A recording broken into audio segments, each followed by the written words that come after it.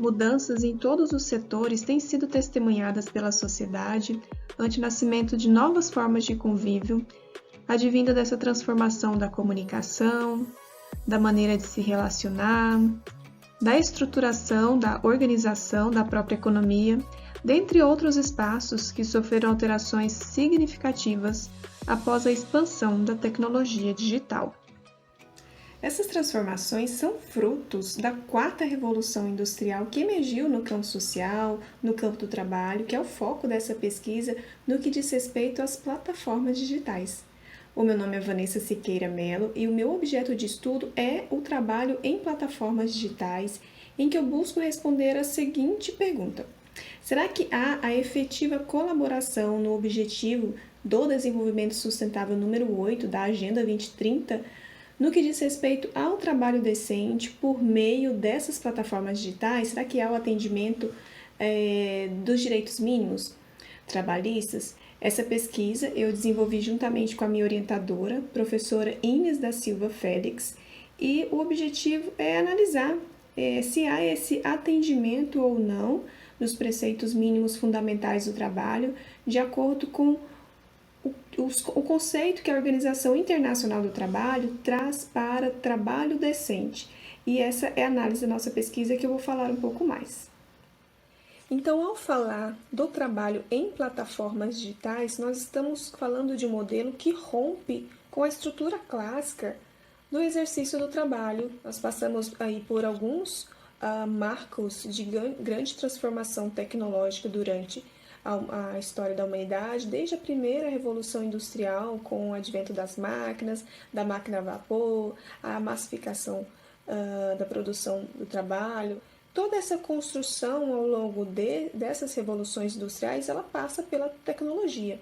Mas é aqui, na quarta revolução industrial, que nós viemos falar sobre as plataformas digitais, porque é por meio dessa nova tecnologia que migramos também para essa nova forma de trabalho. Mas o que seria, né, essa plataforma digital, onde tudo acontece aqui de maneira diferente? Será que é tão diferente assim? Na verdade, existe uma série de nomes que são dados para essa forma de exercício do trabalho, seja marketplace, que seria uma espécie de feira, onde o organizador, o empreendedor, o grande gestor dessa plataforma diz certas diretrizes que precisam ser seguidas para cumprir o trabalho naquelas plataformas. Existem vários nomes, mas nessa grande rede de plataformas digitais existem trabalhadores que seguem as suas atividades não mais como iniciou-se lá no começo, como um freelance, uma atividade para se somar, mas foi ampliando de forma significativa o uso como atividade principal do trabalhador. E por quê? Porque incutiu-se uma ideia que o trabalho em plataformas lhe tornaria um empreendedor livre, com horários flexíveis para exercer o seu trabalho e ter uma remuneração interessante, o que na verdade não é o que ocorreu. Existem aí uma série de plataformas que eu poderia citar, mas apenas para que a gente tenha em mente que plataformas digitais é essa grande possibilidade que, ao mesmo tempo, e também é positiva por aproximar e trazer novas formas de trabalho, também tem uma certa cautela que nós precisamos observar, porque há uma precarização do trabalho, pois não há a percepção mínima dos direitos do trabalhador. E aí nós vamos analisar com relação aos princípios básicos delimitados pela Organização Internacional do Trabalho no que diz respeito ao trabalho decente para os trabalhadores nessas plataformas. Então, a Organização Internacional do Trabalho, ela trouxe o conceito de trabalho decente, que foi instituído desde 1999 em 4 pilares. No primeiro momento, ela estabelece algumas regras de direito do trabalho, dizendo tanto todos os direitos fundamentais, o direito à liberdade sindical, direito de negociação coletiva, que seja eliminadas formas de discriminação em matéria de emprego, erradicação de toda forma de trabalho forçado, o trabalho infantil, entre todos os direitos fundamentais relacionados ao trabalho. Num segundo pilar, a OIT vai trazer que para que se tenha um trabalho decente é importante que haja uma promoção, um incentivo do emprego produtivo e de qualidade. No terceiro momento, é a ampliação da proteção social, e isso em todos os aspectos do trabalho.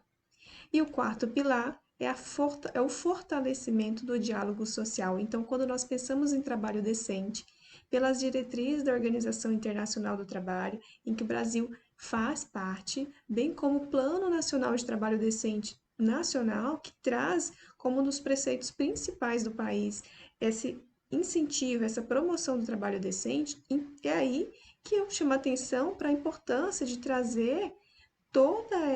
o respaldo para de proteção dos direitos sociais do trabalhador em plataformas digitais de acordo com os preceitos que estão delineados no trabalho decente, que é a base mínima. Então, ainda que não se tenha uma legislação específica para trabalhadores em plataformas digitais, nós temos diretrizes mínimas, basilares, que dão essa fundamentação que deve ser seguida, em que o país é signatário. Então, o primeiro ponto que a gente chama a atenção nessa pesquisa é que, por conta dessa não regulamentação específica, os gestores de plataforma fazem uso dessa não regulamentação para ter esses trabalhadores como se não fossem subordinados, ainda que haja a caracterização da subordinação, pois há diretrizes, há penalidades se não cumprir determinada atividade conforme está no regulamento. Não há de verdade aquela promoção de liberdade e uma qualidade no trabalho, uma vez que o trabalhador em plataforma, ele precisa estar constantemente cumprindo com as diretrizes para não ser penalizado na plataforma. Então, a gente identifica uma precarização do trabalho em plataformas e que não há esse atendimento dos preceitos delineados pela OIT e também reafirmados pelo Plano Nacional do Trabalho Decente no país. Então, o que nós temos nesse novo espaço laborativo das plataformas digitais é um trabalhador que se situa na ponta da produção econômica, suportando riscos dessa atividade a que ele está inserido, sem garantias mínimas de uma percepção de uma remuneração justa, considerando aí que são cobradas altas taxas e que não são claras em suas diretrizes da plataforma. E esse trabalhador não tem uma segurança, uma seguridade, entre uma série de outros aspectos de qualidade que é previsto lá como um preceito mínimo de trabalho decente, que é a promoção do trabalho com qualidade. Então, quanto àquela pergunta, se há o efetivo atendimento ao objetivo do desenvolvimento sustentável pela meta 8, que diz respeito ao trabalho decente, a gente identifica que essa essa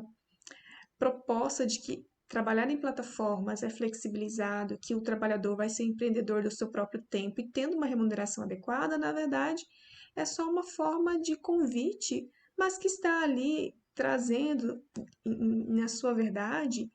uma precarização desse trabalho, desse trabalhador que não tem segurança. E que sim, é um trabalhador que nós já conhecemos da nossa legislação, que é um trabalho subordinado, porque ele está recebendo ordens, ele recebe penalidade se ele não cumpre certas diretrizes. E não há o efetivo descanso, porque ele está preso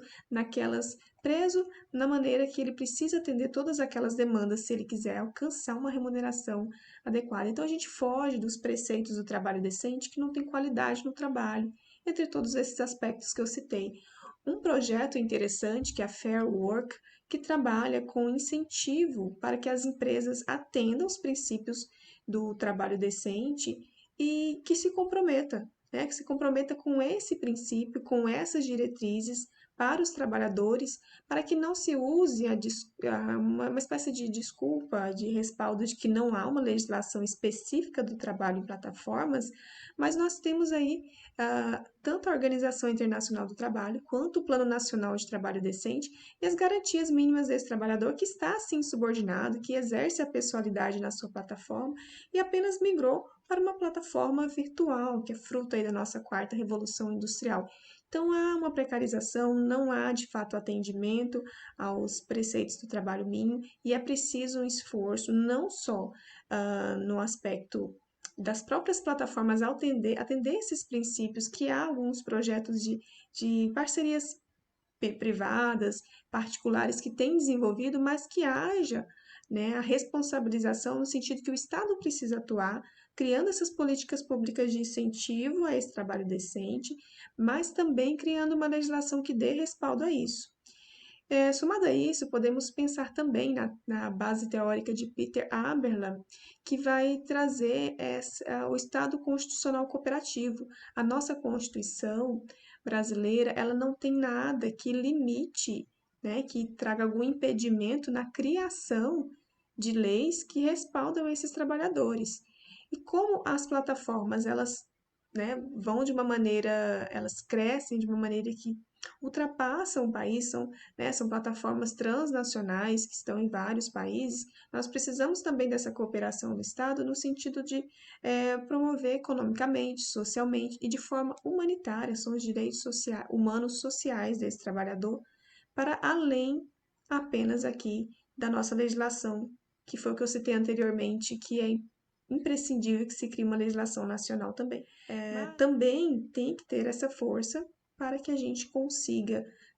alcançar aí a expansão que as plataformas digitais alcançam, que vai além do país. Então, é preciso desse trabalho conjunto para que sim alcance de fato o objetivo do desenvolvimento sustentável no que diz respeito ao trabalho decente para os trabalhadores em plataformas digitais.